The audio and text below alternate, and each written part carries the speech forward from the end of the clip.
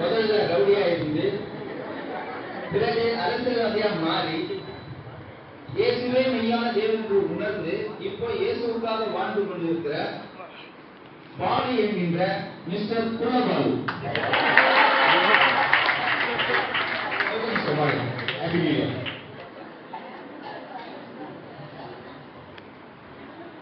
இப்ப நம்மோடு கூட தன்னுடைய வாழ்க்கையை பற்றி பகிர்ந்து கொள்ள முதலில் வருபவர் பாஸ்டர் சாமுவேல். சொல்லுங்க மிஸ்டர் சாமுவேல், இந்த வாலிப வயசுல நீங்க உங்களுடைய வாழ்க்கையை இயேசுக்காக ஊழியத்துக்காக ஒப்பு கொடுத்து இப்ப நீங்க கர்த்தருடைய ஊழியத்தை செஞ்சு கொண்டிருக்கீங்க. நீங்க இந்த வாலிப வயசுல உங்களுடைய வாழ்க்கையை ஊழியத்துக்கு ஒப்பு கொடுக்க என்ன காரணம்? எப்படி நீங்க உங்களுடைய வாழ்க்கையை இயேசுக்காக ஒப்பு கொடுத்தீங்க? கர்த்தருக்கு ஸ்தோத்திரம்.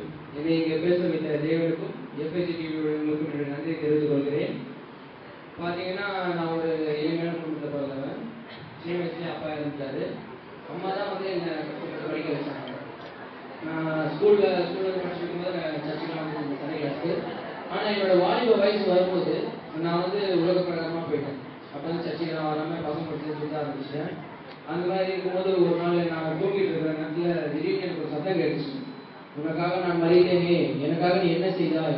உனக்காக நான் மறித்தேனே, எனக்காக நீ என்ன செய்தாய் அப்படின்னு ஒரு சத்தம் கேட்டுச்சு. எனக்கு என்ன பண்ணுறதுனே தெரியல.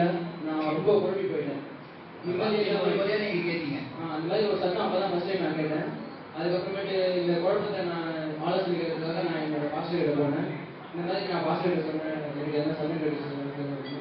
உடனே பாஸ்டர் சொன்னாரு, நீ சண்டே கிளாஸ்ல ஒழுங்காக தான் வந்துட்டு இருந்த, ஆனால் வந்து வாலி வயசு வந்த பிறகு தான் நீ வேறு வழியில் திசை மாதிரி போயிட்ட.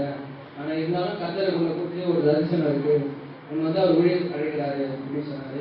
சரிங்க அங்கிள் சொல்லிட்டு, ஆனால் வந்து இப்போ தான் அம்மா காலேஜ் படிக்க வச்சாங்க. எப்படின்னா இப்போ திரும்ப பைபிள் காலேஜ் படிக்கிறது? உங்களுடைய குடும்ப சூழ்நிலை, அம்மா அப்பா இல்லை, அம்மா தான் உங்களை கஷ்டப்பட்டு படிக்க வச்சாங்க. இதுக்கு மேலே படிக்கணும்னா எனக்கு பொருளாதார இல்லை அப்படின்னு சொன்னேன். அப்போ பாசு சொன்னாரு, நீ படிக்கலாம் சொல்லுப்பா, எல்லாத்தையும் நானே ஏற்றுக்கிறேன் அப்படின்னு சொன்னாரு.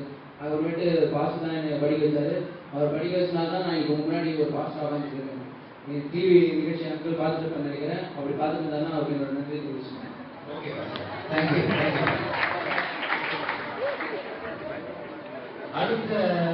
அடுத்தபடியாக நம்ம கூட நம்முடைய வாழ்க்கை பற்றி பகிர்ந்து போகிறவர் மிஸ்டர் டேனியல். அவருடைய வாழ்க்கையில் நடந்த சம்பவம் நம்ம கூட பகிர்ந்து கொள்வதற்கு முன்னாடி நம்மளுடைய வாலிபர் குழு உங்களுக்காக ஒரு சிறப்பான ஒரு நடன நிகழ்ச்சி ஆயத்தப்பட்டிருக்காங்க. அதை பார்த்து மீண்டும் தொடர்வோம். வாழ்க்கையை வாழ்ந்து காட்டுவோம் இயேசுவுக்காக.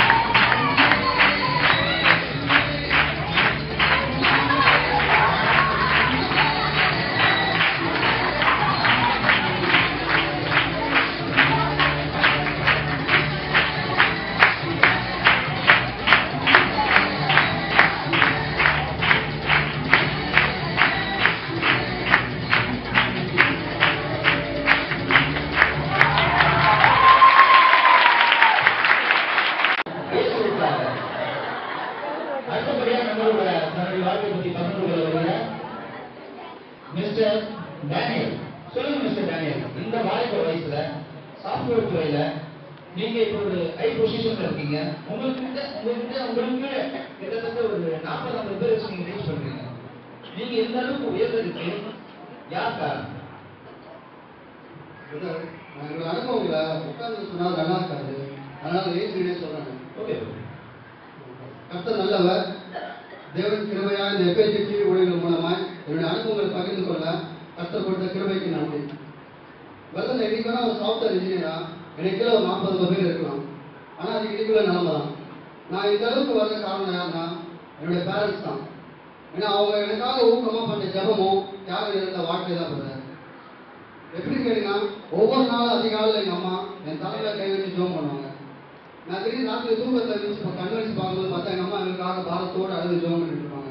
அந்த பாரம் இருந்த ஜபம் தான் உங்களுக்காக உங்களுடைய தாய் ரொம்ப பிரயாசப்பட்டு நீங்க முன்னு வரணுன்றதுதான் உங்களுக்காக நிறைய ஜெபம் பண்ணிருக்காங்க.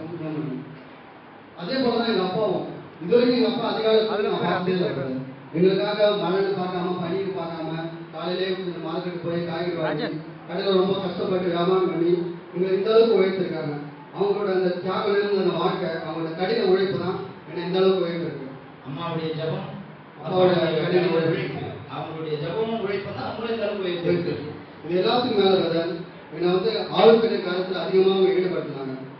எப்படின்னா சபையோட அந்த வாலிபர் கூட்டத்தில் பங்கு பெற செய்வோம், சபை ஆராதனை பங்கு பெற செய்வோம் என்னை உதவி செஞ்சாங்க. அது மட்டும் இல்லாமல் வேதத்தை அதிகமாக வாசிக்கவும் ஆண்டவர்கிட்ட ஜபம் பண்ணவும் ஆவிக்குரிய விஷயத்துல உங்களை அதிகமாக ஈடுபடுத்துறது உங்களுடைய பெற்றோர் தான். ஸோ அவங்க அந்த அப்படியான ஈடுபடுத்த காரணத்தினால நான் அதிகமாக வேதத்தை வாசிப்பேன். நான் இந்த ஷோக்காக சொல்றேன், தேவன் நான் உங்களுக்கு சொன்னேன். நான் முழு வேதாந்தத்தையும் 8 முறை முழுசா வாசிக்கிறேன். 8 முறை வைத்திருக்கிறேன்.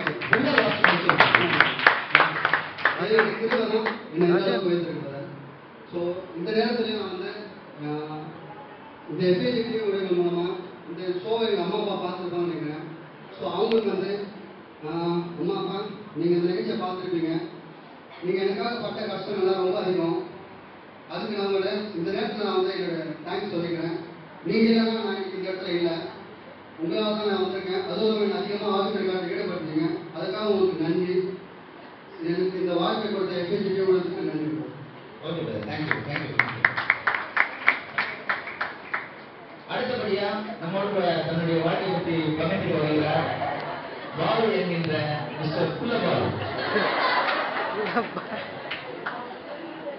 சொல்லுங்க மிஸ்டர் பாலு, நீங்க முதல்ல அரசியல்வாதியா இருந்தீங்க, முதல்ல நீங்க ரவுடியா இருந்தீங்க, அப்புறம் அரசியல்வாதியா மாறினீங்க, அப்புறம் இயேசு சொல்ல இப்ப இயேசுக்காக வாழ்ந்து கொண்டிருக்கீங்க.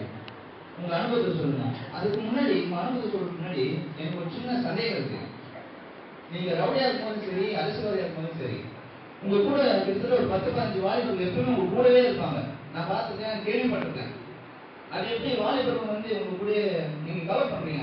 அந்த வாலிபர் வந்து அப்பா அம்மா பேச்சு கேட்க மாட்டாங்க, வேலைக்கும் போக மாட்டாங்க, ஆனா உங்க கூடவே இருக்கிறாங்க. அது என்ன காரணம்? என்னுடைய அனுபவங்களை சொல்றதுக்கு முன்னாடி நான் கொடுத்த அந்த சிறிய வீடியோ கேட்க என்னோட ஃபிளாஷ்பேக் பாலுடைய வாழ்க்கையை தெரிந்து கொள்வதற்கு முன்னாடி அவர் கொடுத்த ஒரு சின்ன வீடியோ